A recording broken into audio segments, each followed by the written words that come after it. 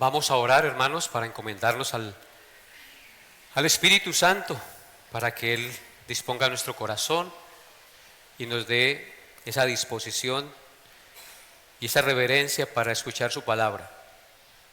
Oremos. Santo y soberano Dios, que habitas en tu trono majestuoso, que gobiernas por sobre todas las cosas. A ti venimos en esta mañana en el santo nombre de tu Hijo Jesús, quien pagó por nuestros pecados y nos permite acercarnos a ti con reverencia, entendiendo que lo que nos hace dignos es la justicia de tu Hijo Jesús a nuestro favor. Venimos para rogarte que por tu Santo Espíritu dispongas nuestro corazón y nuestra mente con reverencia para recibir la enseñanza de la palabra de Dios el día de hoy. Dispone a cada uno de mis hermanos con la luz de tu Espíritu y concédele, Señor, entender tu palabra, y a mí guíame, Padre, para poder expresar lo que tú tienes para tu pueblo el día de hoy. Gracias por escucharme, Señor, y por hacer de este recinto un lugar donde se predica tu palabra y un lugar donde tu pueblo se reúne para escucharla y rendirte adoración y tributo a ti. Recuérdanos, Señor, que parte de la oración y de la adoración es sentarnos a tus pies para escucharte. En Cristo Jesús te lo pedimos. Amén y amén.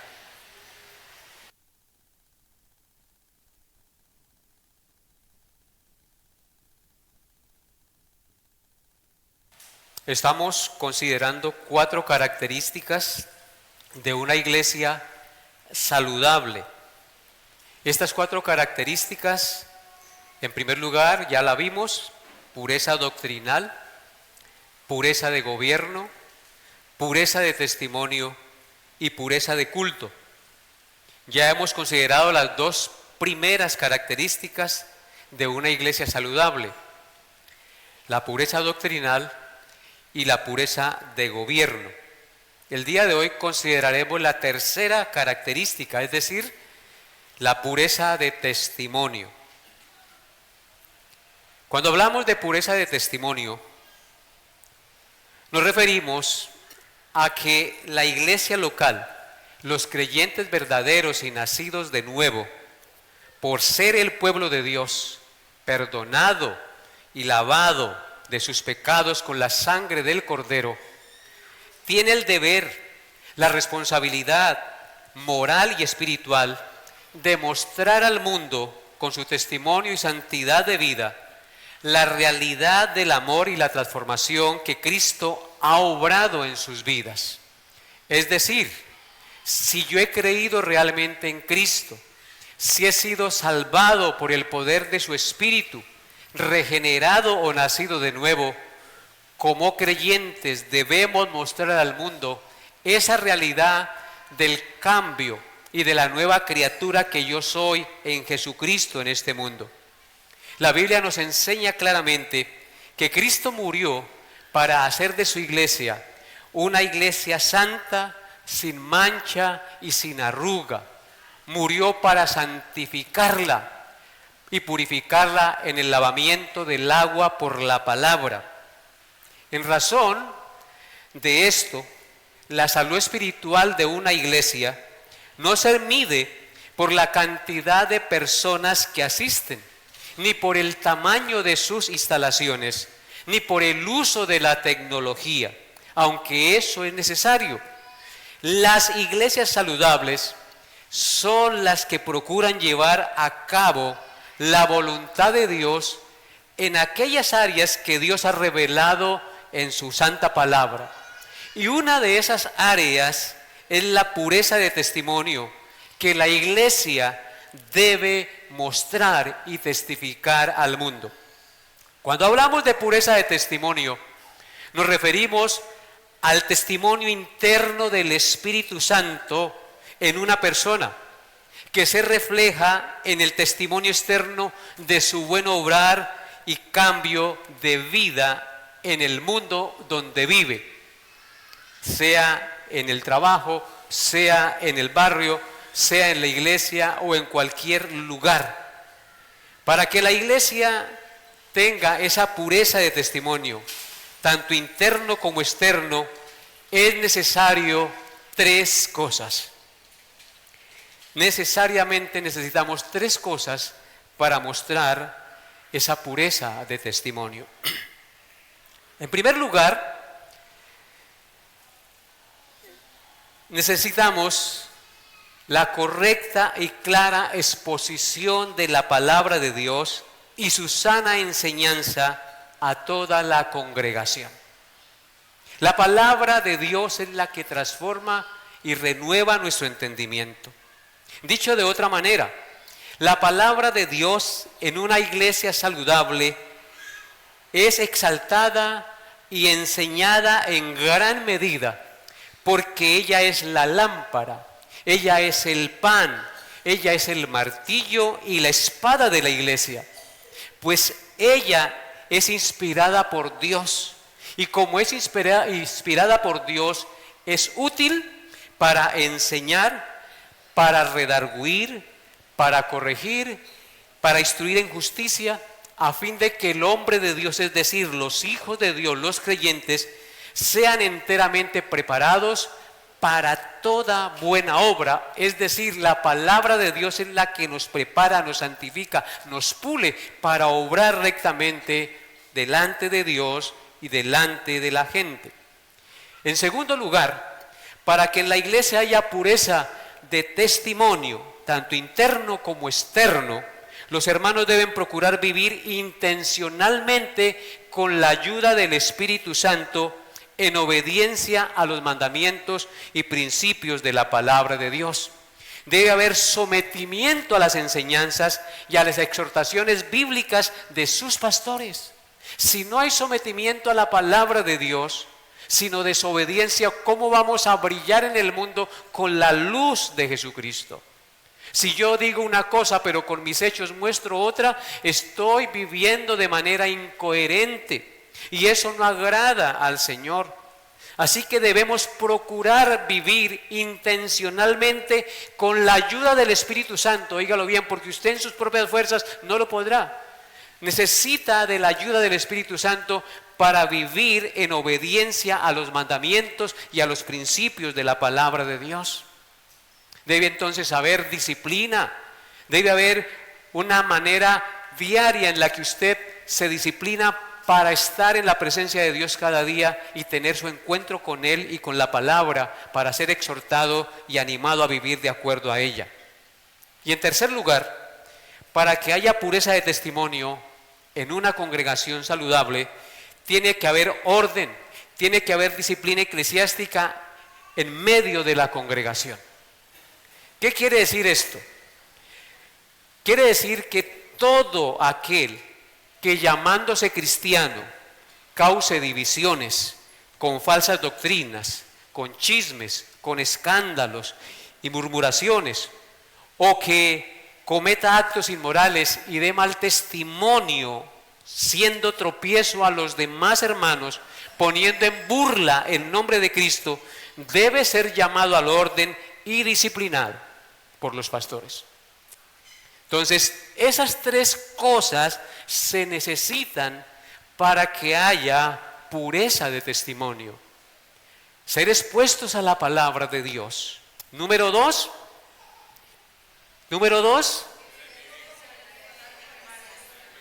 Muy bien.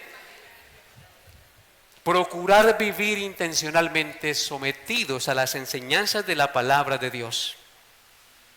Y número 3, debe haber disciplina para los que se desordenan, porque no podemos dejar que el pecado cunde y crezca en la iglesia.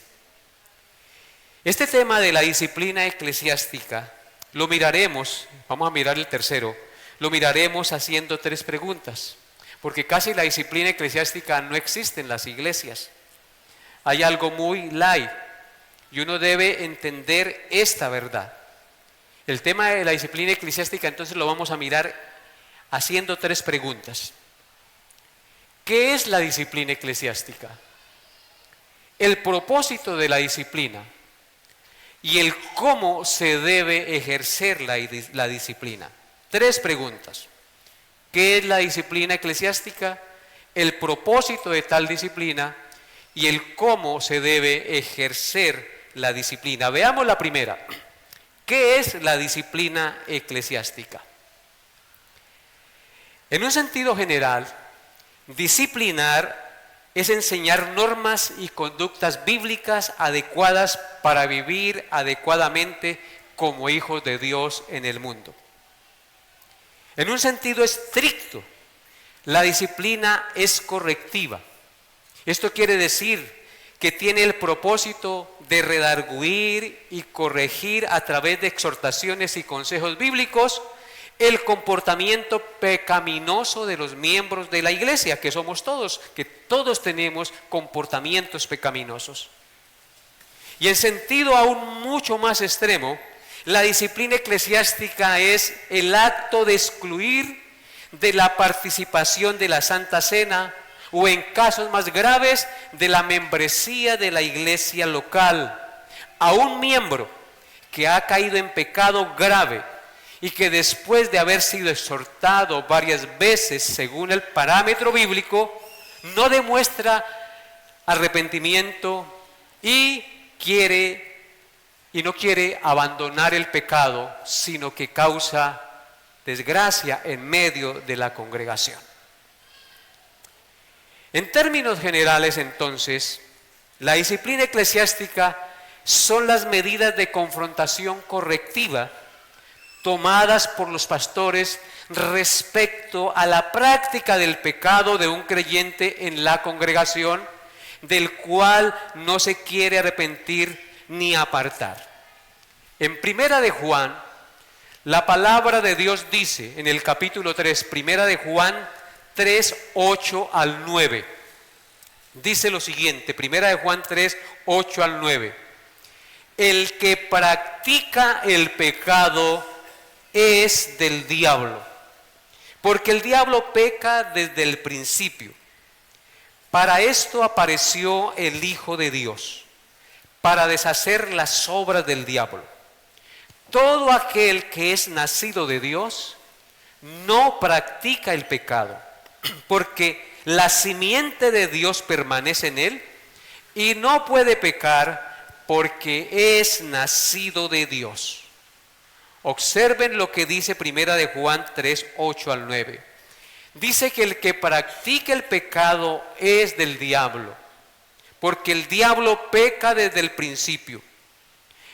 Hermanos, como creyentes no somos perfectos y caemos en pecado, pero no practicamos el pecado. Una cosa es caer en pecado y otra cosa es practicar el pecado, no arrepentirse de ese pecado y seguir cometiendo la misma acción vez tras vez. ¿Y qué dice el texto sagrado? Que el que practica pecado es del diablo, es decir, que no ha sido regenerado, sigue siendo de la familia de Satanás. Por el contrario, el que ha sido redimido por Dios no practica el pecado. Cae en pecado, pero le duele pecar, se arrepiente, pide perdón y vuelve al camino. Y procura no volver a cometer ese pecado.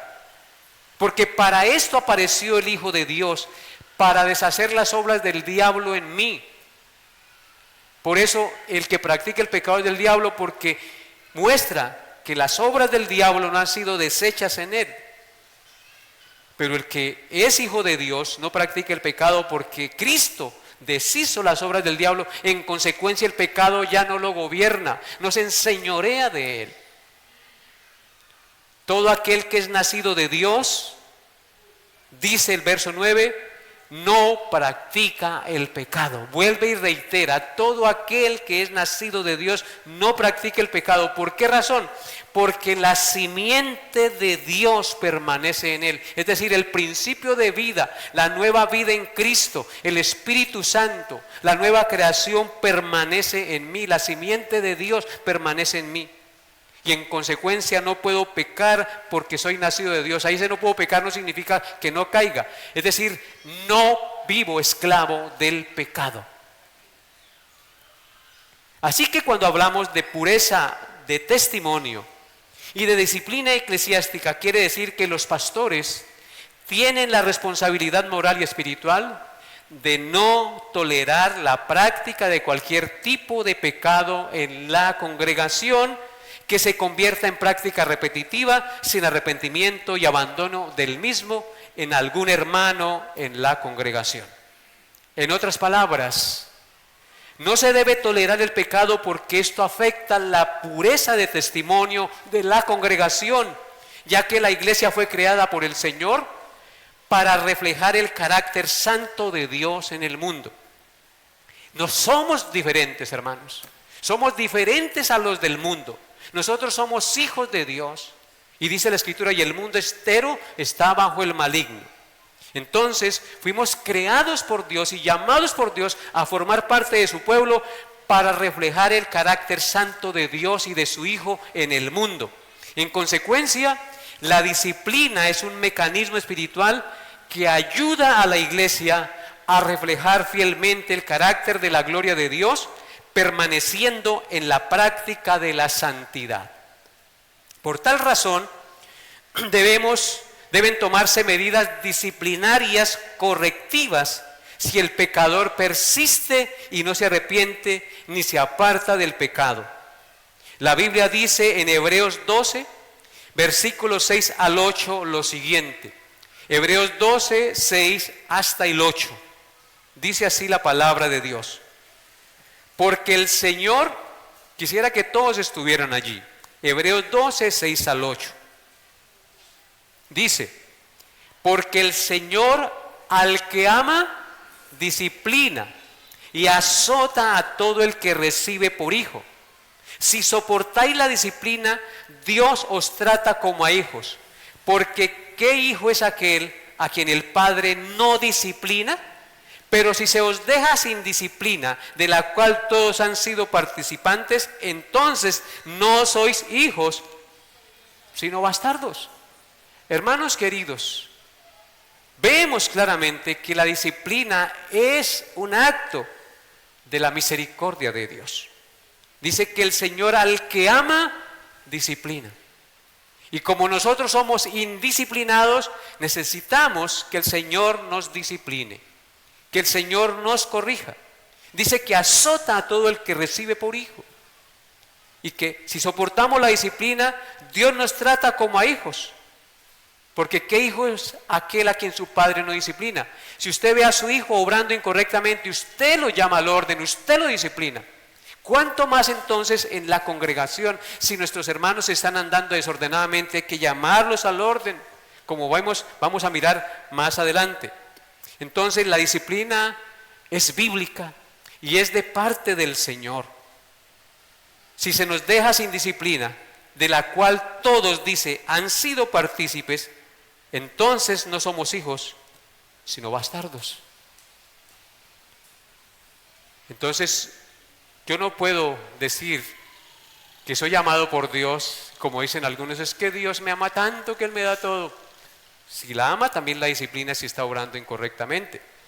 Entonces, nos hacemos una pregunta, hermanos. ¿Sobre qué clase de pecados se debe ejercer disciplina eclesiástica al sindicado en la congregación?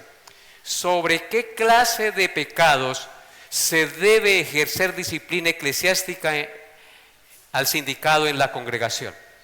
En primer lugar, sobre acciones y palabras de hombres o mujeres que tienden a dividir la iglesia. Repito, se debe ejercer disciplina sobre acciones y palabras de hombres o mujeres que tienden a dividir la iglesia y no a unirla. Miren lo que dice Tito, capítulo 3, versículos 10 al 11. Tito 3, 10 al 11. Dice así: al hombre que cause divisiones después de una y otra amonestación, deséchalo, sabiendo que el tal se ha pervertido y peca y está condenado por su propio juicio. Vemos que Pablo le dice a Tito que al hombre que cause divisiones en la iglesia, porque esta iglesia es escrita a un siervo de Dios que pastoreaba iglesia. Al hombre que cause divisiones después de una u otra amonestación, deséchalo, sabiendo que el tal se ha pervertido y peca y está condenado por su propio juicio. Así que se debe ejercer disciplina sobre palabras de hombres o mujeres que tienden a dividir la iglesia. Número 2, sobre pecados escandalosos que corrompen la moral y la pureza de la iglesia. Sobre pecados escandalosos que corrompen la moral y la pureza de la iglesia. Primera de Corintios 5, 9 al 13. Dice así, Primera de Corintios 5, 9 al 13 dice: os he escrito por carta que no os juntéis con los fornicarios, no absolutamente con los fornicarios de este mundo, o con los avaros, o con los ladrones, o con los idólatras, pues en tal caso os sería necesario salir del mundo.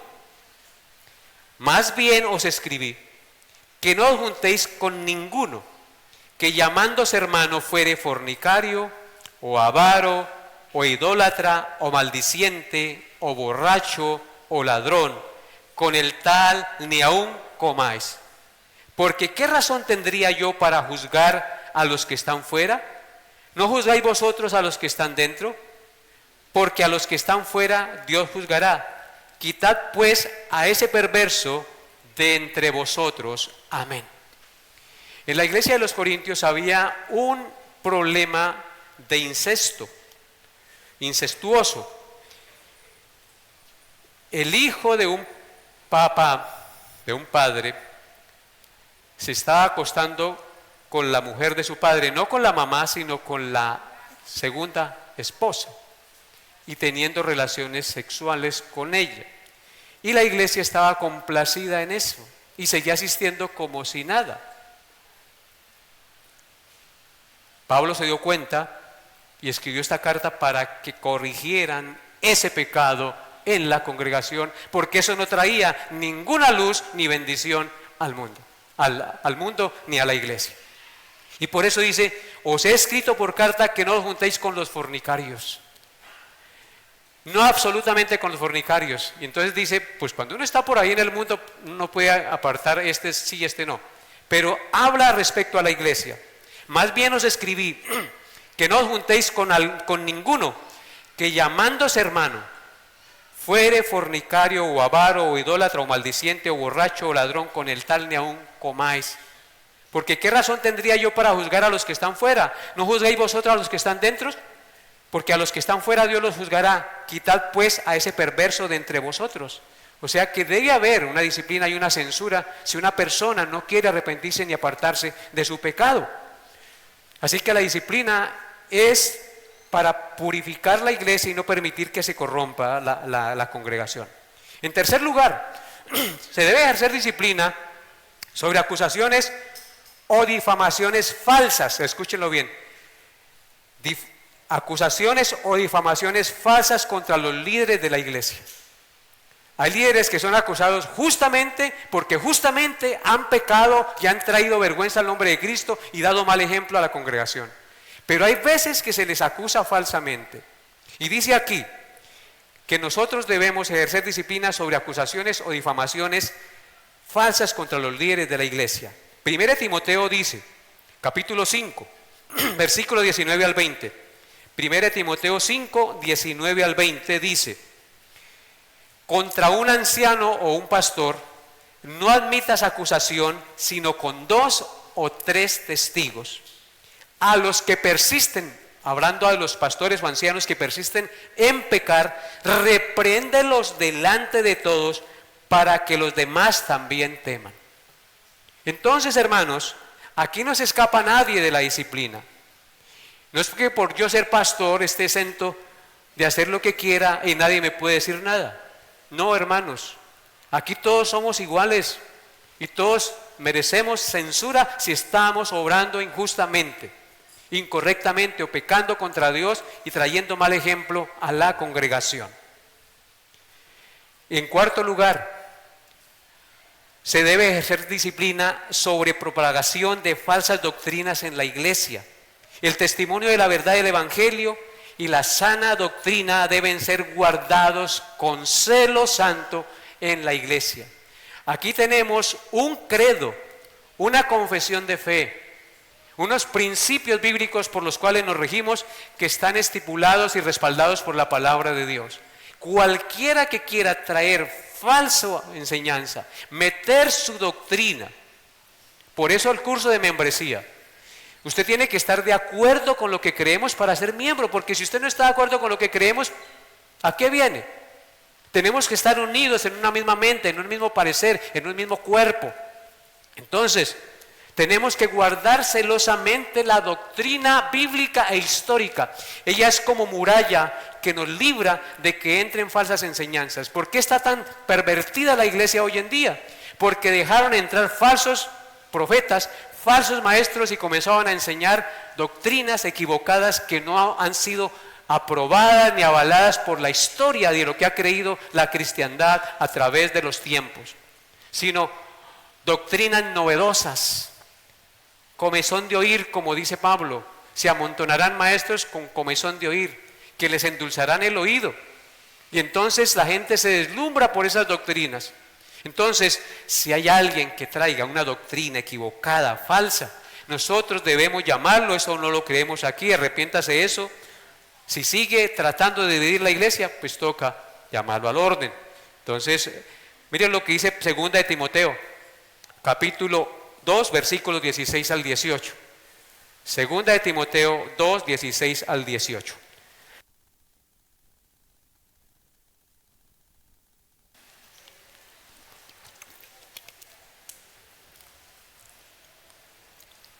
Dice así la palabra de Dios: mas evita profanas y vanas palabrerías, porque conducirán más y más a la impiedad. Y su palabra carcomerá como gangrena, de los cuales son Himeneo y Fileto, que se desviaron de la verdad diciendo que la resurrección ya se había efectuado y trastornan la fe de algunos. Amén. Aquí habían dos individuos que estaban en la iglesia y estaban enseñando falsa doctrina. Estaban diciendo que la resurrección de los muertos ya se había efectuado, metiendo cuentos y mentiras a la congregación. Se desviaron de la verdad, dice Pablo, y su palabra carcome como gangrena. Una falsa enseñanza va carcomiendo como gangrena las buenas costumbres. Las malas conversaciones, dice la Biblia, corrompen las buenas costumbres. Así que, hermanos, debemos guardar la doctrina que hemos recibido. Por eso que una de las cosas, de los requisitos para ser pastor, es que sea retenedor de la sana doctrina tal como ha sido enseñada. Y eso pues es responsabilidad de los pastores y de los hermanos que ya conocen, no dejarnos llenar de cuentos la cabeza. Pasemos al segundo punto: el propósito de la disciplina eclesiástica. El propósito de la disciplina eclesiástica.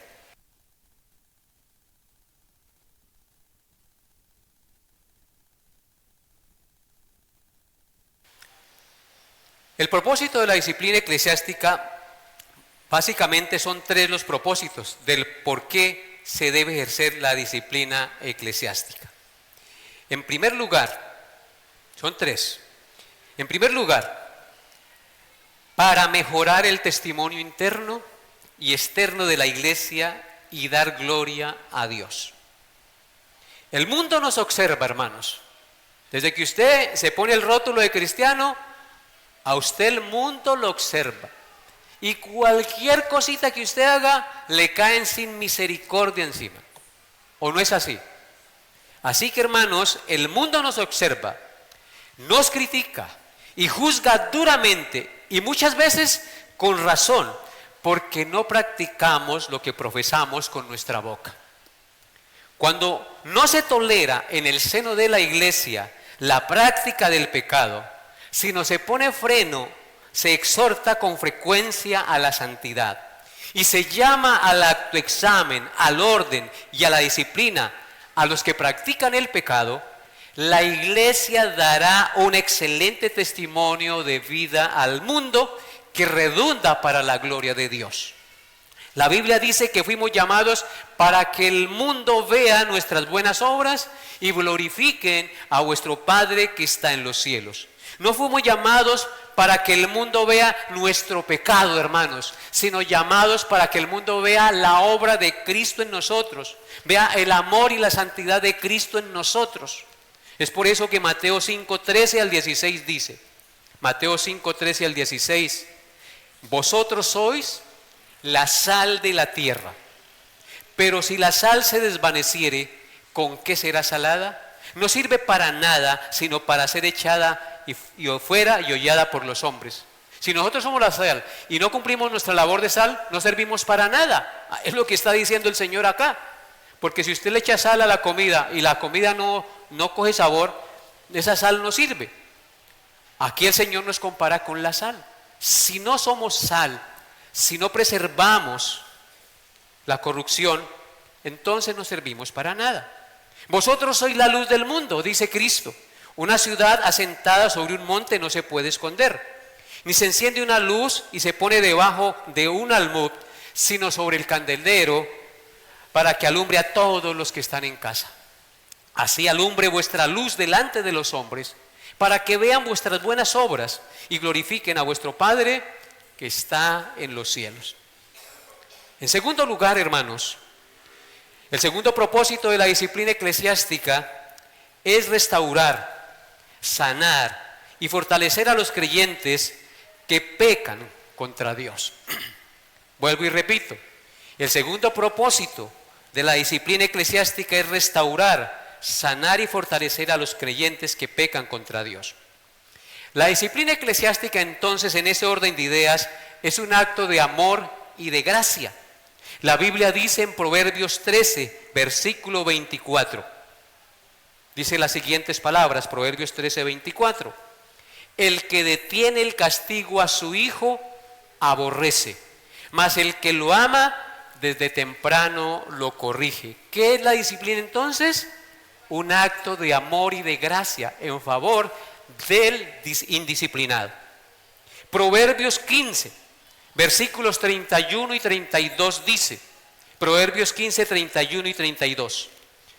El oído que escuchas las amonestaciones de la vida, entre los sabios morará. El que tiene en poco la disciplina, menosprecia su alma, mas el que escucha la corrección, tiene entendimiento. ¿Notan que la palabra de Dios es clara? El oído que escucha las amonestaciones de la vida, entre los sabios morará. Aprenda usted de las experiencias de la vida para que su vida sea transformada y no siga cometiendo usted los mismos errores. Hermanos, si usted pasa por situaciones y no aprende de la misma experiencia de la vida, usted tiene en poco la disciplina que Dios le ha ejercido. Usted está menospreciando su alma, porque el propósito del Señor pasarnos por pruebas y dificultades es que usted abandone el pecado y sea una mejor criatura. Si usted desprecia eso, está menospreciando su alma. Mas el que escucha la corrección tiene entendimiento. Así que, ¿cuál es el propósito de la disciplina? Preservar nuestra alma, que nuestra vida sea mejor. Para eso corregimos a nuestros hijos. En Proverbios 23, versículos 13 y 14 dice, esto también para todos, padres y ancianos, mujeres, dice, no rehúses corregir al muchacho, Proverbios 23, 13, no rehúses corregir al muchacho, porque si lo castigas con vara no morirá, lo castigarás con vara y librará su alma del Seol. ¿Cuál es el propósito de la disciplina? Librar su alma del infierno, del Seol, de la muerte. Entonces la disciplina tiene un propósito maravilloso: salvarnos, hacernos mejores, reflejar a Cristo en nosotros. Salmo 141, 5 dice, Salmo 141, 5, que el justo me castigue, será un favor, y que me reprenda será un excelente bálsamo, que no me herirá la cabeza, pero mi oración será continuamente contra las maldades de aquellos. Hermanos, ¿qué está diciendo el salmista? Con humildad y que ha entendido el propósito de la disciplina, dice que el justo me castigue será un favor, es decir, que me reprenda. Y que me reprenda será un excelente bálsamo que no herirá mi cabeza, sino que traerá bien a mi vida. A uno no le gusta que le reprendan por sus pecados, ¿cierto? Pero cuando alguien le dice y le corrige, lo que le está haciendo es ¿qué? Un favor. Un favor para que usted no se siga yendo por el desfiladero y se mate. Es un acto de la misericordia y con el propósito de restaurar nuestra vida. Segunda de Timoteo, capítulo 2, versículos 24 al 26. Segunda de Timoteo 2, 24 al 26 dice: porque el siervo del Señor no debe ser contencioso, sino amable para con todos, apto para enseñar, sufrido.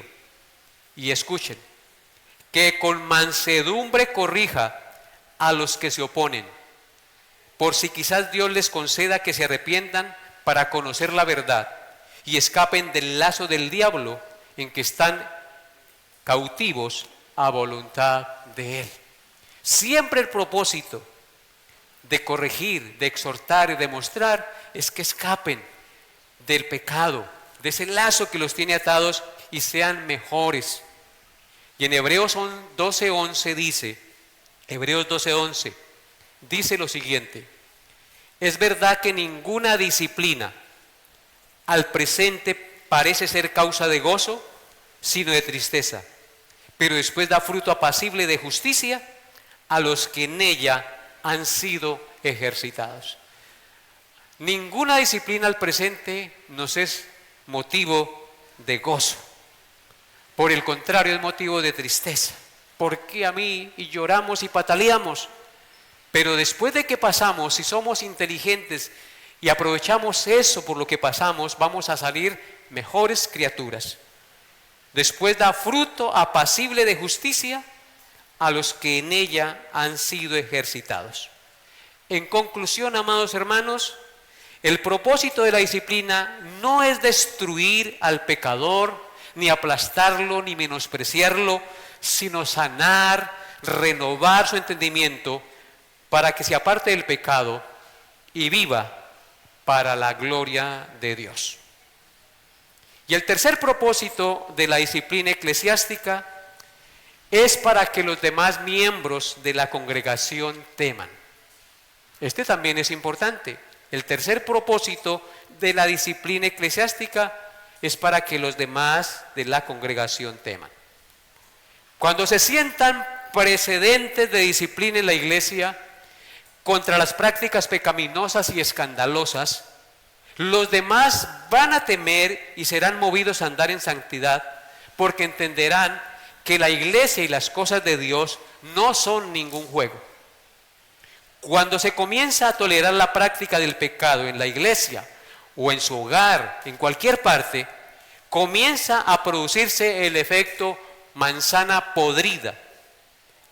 Una manzana podrida en medio de las demás manzanas va a podrir todas las manzanas. O se producirá el efecto de la levadura.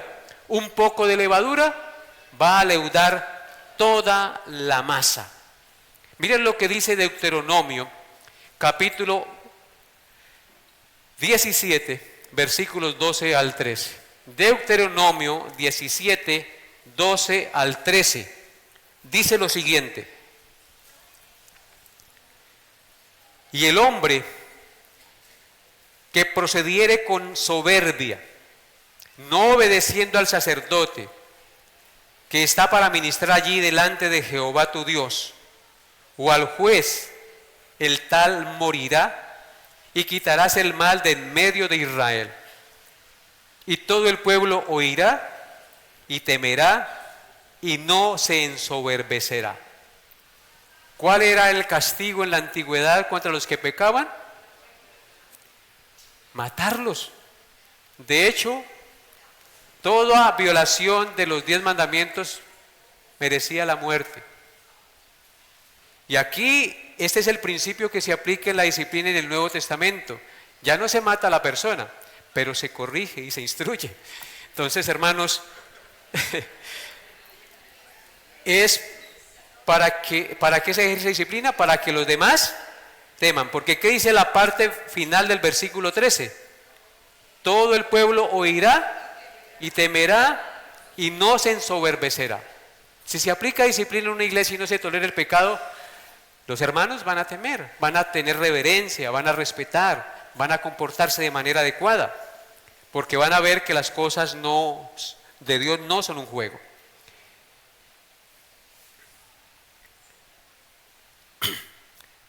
Primera de Corintios 5, 6 al 8.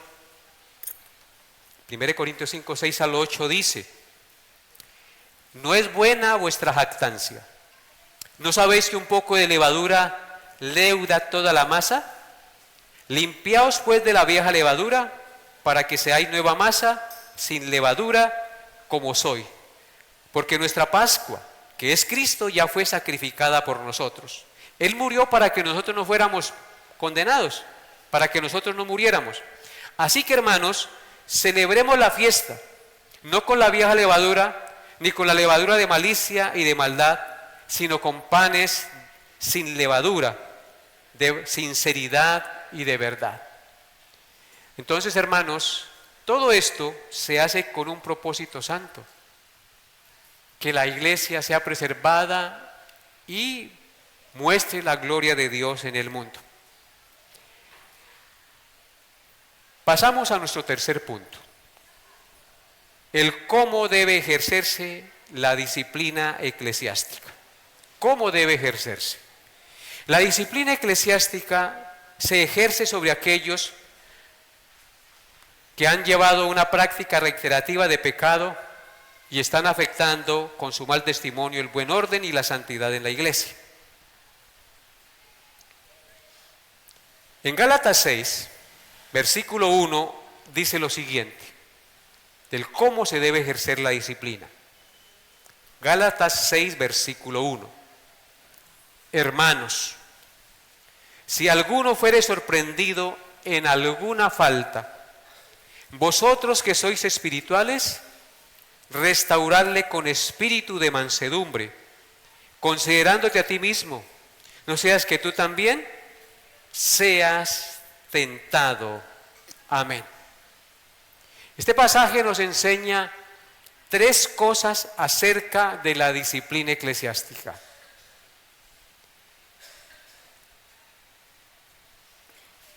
En primer lugar, la disciplina eclesiástica debe ser hecha, en primer lugar, el texto nos indica quién debe hacer la disciplina, con qué actitud y con qué propósito. ¿Quién debe hacer la disciplina, con qué actitud y con qué propósito? La disciplina debe ser hecha por los que son espiritualmente maduros en la fe. Debe ser hecha con humildad y no con arrogancia. Y debe ser hecha con el propósito de restaurar al pecador. Si usted va conmigo a Mateo capítulo 18, versículos 15 al 17, dice lo siguiente. Mateo 18, 15 al 17. Tómese el tiempo y vaya conmigo allá. Así no se duerme, está atento y con su corazón dispuesto. Mateo 18, 15 al 17 dice: por tanto, si tu hermano peca contra ti, ve y repréndele estando tú y él solos. Si te oyere, has ganado a tu hermano. Mas si no te oyere, toma aún contigo a 1 o 2, para que en boca de 2 o 3 testigos conste toda palabra. Si no los oyere a ellos, dilo a la iglesia. Y si no oyere a la iglesia, tenle por gentil o publicano, es decir, como inconverso, como impío. Este pasaje inicia diciendo por tanto.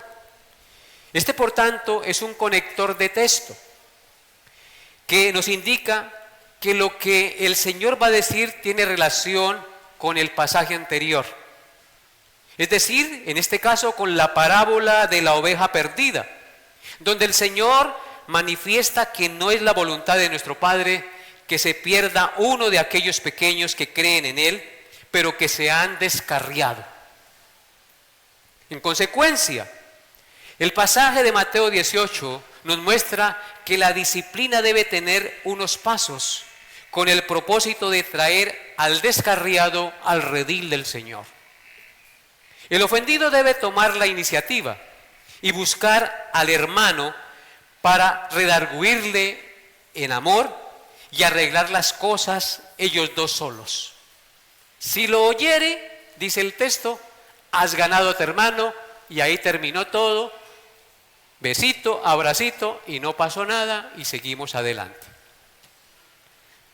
Si no lo oyere, a pesar de esto, debe hacerlo en presencia de 2 o 3 testigos, para que en boca de 2 o 3 testigos conste toda palabra. Estos testigos deben ser personas maduras espiritualmente, preferiblemente los pastores o ancianos de la congregación, que procuren hacer que el que cometió la falta se arrepienta y haya restauración en su vida. Noten que todo es un proceso para salvar y apartar del pecado al ofensor. Si no lo oyere, decirlo a toda la iglesia. Los pastores deben entonces, hermanos, si después de hacer esos 2 primeros pasos de amor, de ejercicio, si no lo oyere, los pastores deben hacer público ante la congregación el pecado, para que los hermanos lo exhorten y lo animen a arrepentirse y vuelva al camino y deje de pecar. Es decir, los hermanos deben acercarse a ese hermano y decirle: mira, hermano, está obrando incorrectamente, no es correcto lo que está haciendo, vuelva, arrepiéntase. Pero si no oye ni al hermano que ofendió, ni a los testigos a los cuales él llevó, ni oye a la iglesia, entonces viene el 4.º paso: excomunión, si no se arrepiente y sigue la práctica del pecado. Si no oye a la iglesia, dice el texto sagrado, tenlo por gentil y publicano. Como dijo Pablo, el tal sea entregado a Satanás. Porque no quiso, no mostró arrepentimiento. Si hubiese arrepentimiento, pues vuelve y ahí se restaura la comunión con los hermanos. En resumen, amados hermanos, la disciplina eclesiástica es una herramienta bíblica y pastoral que busca 3 cosas. En primer lugar, busca el bienestar espiritual del individuo que peca. En segundo lugar, busca la salud espiritual de la comunidad de fe.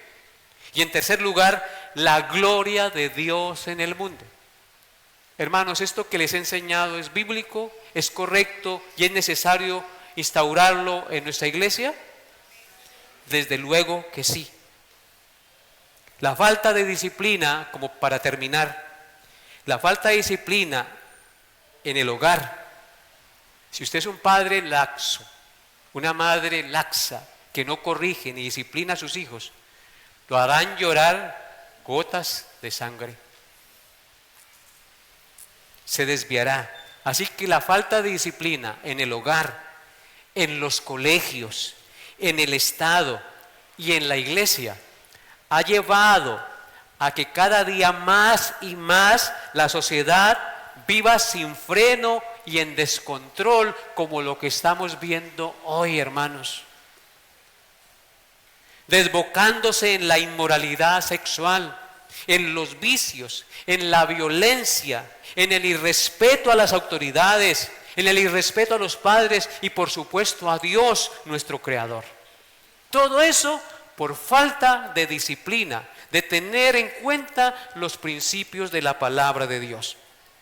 La falta de autoridad y disciplina en la iglesia ha traído un triste y débil testimonio de la santidad o falta de pureza en la iglesia.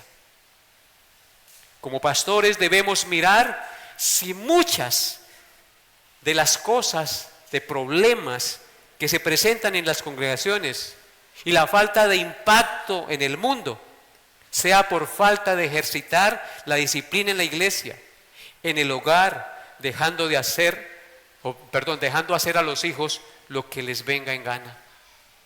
Porque lo que son las familias en su hogar, lo son también en la iglesia. Porque Dios afecta todas las áreas de nuestra vida personal, nuestra vida conyugal, nuestra vida de padres con hijos y nuestra vida familiar y nuestra vida congregacional.